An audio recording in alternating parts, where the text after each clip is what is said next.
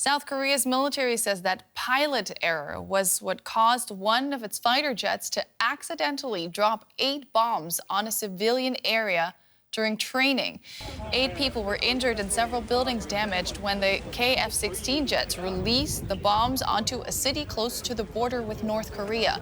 The military says they will halt live drills while they investigate the accident and that they will compensate the victims.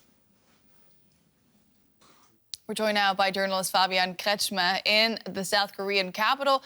Fabian, what more do we know about this incident at this point? Yeah, the incident happened during regular military exercises that are conducted here by the South Korean army together with the US army. And then something really unprecedented happened.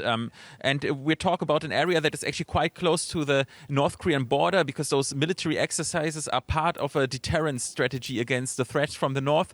But usually those fighter jets, they fly around shooting ranges and then drop their bombs. But this time a fighter pilot has dropped 8 bombs on civilian area, on a village, and people were injured, buildings were destroyed.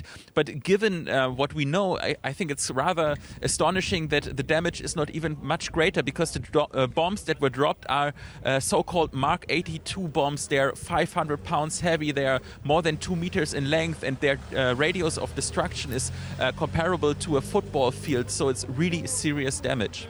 Yeah, the military talks about pilot error. Do we know what exactly went wrong there? How could this happen?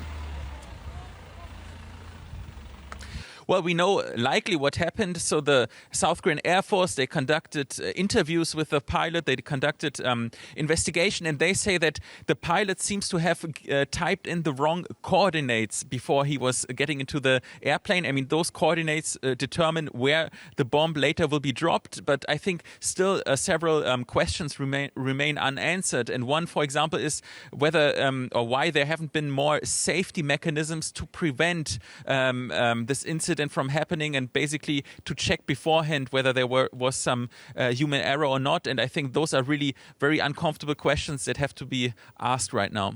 Are accidents like this common, Fabian? How controversial are these live drills? Well, actually, those, accidents are not very common. I mean, there were some similar incidents that happened, but decades ago. I think this was really quite unprecedented, what we've seen today. But those exercises are quite controversial. For example, in Pocheon, the area where the exercise happened today, for years, the locals, but also civil rights groups have been demonstrating against those exercises. Why? Because they have safety concerns. But when they demonstrate out of safety concerns, usually what they have in mind is that North Korea might react, and see this as a provocation, and then, this whole area becomes basically a likely target. But I don't think that they have foreseen that something like this could happen, that a South Korean fighter pilot could accidentally drop bombs on a village. That is really the worst case scenario, and I think many residents are sad and also angry.